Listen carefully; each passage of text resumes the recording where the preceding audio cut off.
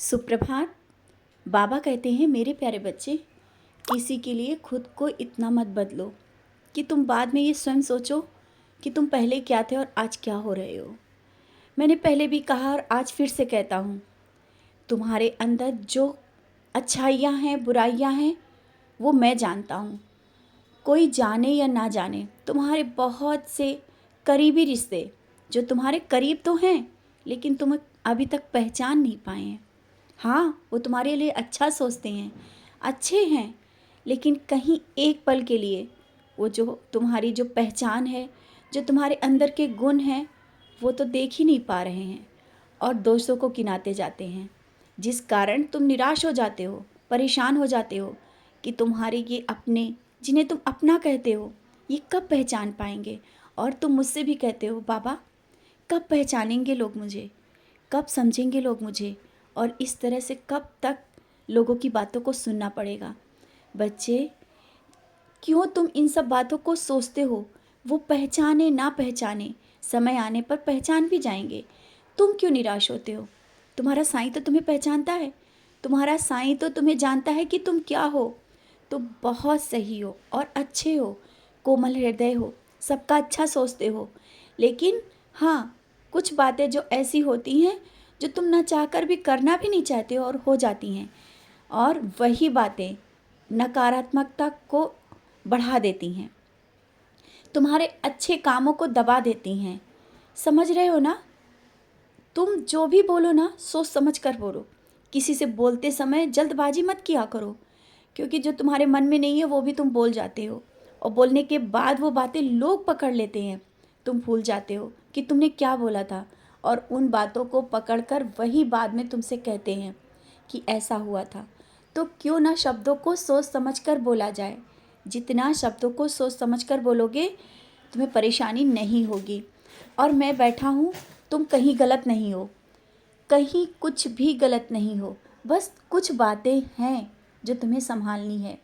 जल्दबाजी के फैसले और जल्दबाजी में बोलना, भावुकता में बोलना, भावुकता में तुम सबकी मदद करने के लिए खड़े हो जाते हो, सबके लिए अच्छा सोचते हो, लेकिन वो भावुकता भी जल्दबाजी में जो बोले गए शब्द होते हैं ना, वो कभी लोगों को लग जाते हैं।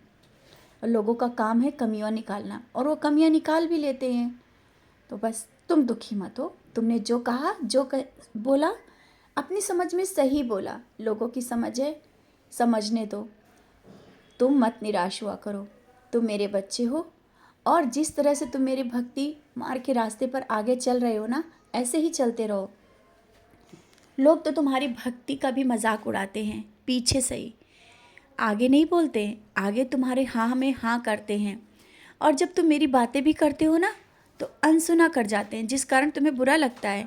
बच्चे, वो नहीं जानते हैं, उनके कान ये सब नहीं सुन सकते हैं जो तुम सुनाना चाहते हो। कर्मों के इंसाफ से ही सब कुछ मिलता है। समझ गए हो ना? तुम निराश मत हो। सबको उनके कर्मों के अनुसार ही मिलता है, और तुम्हें भी मिल रहा है। हाँ, जो कमियां हैं वो सही हो जाएंगी, सब कुछ सही हो जाएगा। अब तुम ये मत सोचो कि मेरे पास क्या है, बहुत परेशानी है। बच्चे, तुम्हारे अच्छे कर्म हैं जो समय समय पर तुम्हें कोई थामने आ जाता है, कोई समझाने आ जाता है। भले ही वो तुम्हारा अपना ना हो, तुम्हारा हाथ पकड़ के थामने खड़ा हो जाएगा अनजाना व्यक्ति। जब तुम कहोगे, बाबा ये कौन है और मेरे लिए फरिश्ता बनकर आया है। कई बार हुआ है तुम्हारी ज़िंदगी में, जब तुम गिरने लगे हो, थामने कोई ना कोई आया है, और किसी का संदेश तुम्हें बहुत मजबूत किया है। वो संदेश भी मैंने ही भेजा है, और किसी की बात सुनकर तुम्हें हिम्मत भी मिलती है। ये सब कर्मों के हिसाब से, और ये मेरे संदेश और मेरे विचार, मेरा भेजा हुआ व्यक्ति जो तुम्हारे करीब आता है, मैं ही होता हूँ, कोई दूसरा नहीं होता है। तो तुम अकेला मत समझो। जहाँ भी गिरने लगोगे, जहाँ भी तुम्हें लगेगा कि तुम अकेले हो, मैं आऊँगा। किसी ना किसी के माध्यम से मैं तुम्हारे बहुत करीब आऊँगा, और मैं जल्दी ही तुम्हारे घर आने वाला हूँ। किसी भी रूप में आ सकता हूँ, इंतज़ार करना, मैं आऊँगा। और ये मत सोचना कि मैंने कह दिया तो नहीं आऊँगा या कब आऊँगा। मैंने कहा ना, बहुत ही जल्दी। और तुम बेसब्री से इंतज़ार जिस तरह से मेरा कर रहे हो ना, मैं भी तुमसे मिलने के लिए इंतज़ार कर रहा हूँ। और जल्दी ही शिरडी भी बुलाऊंगा। निश्चिंत रहो, खुश रहो, मुस्कुराते रहो, ज़िंदगी खुश होकर के जियो। खुशियाँ करीब हैं, बहुत कुछ मिलेगा, बहुत कुछ दूंगा। बस निश्चिंत होकर आगे बढ़ते रहो।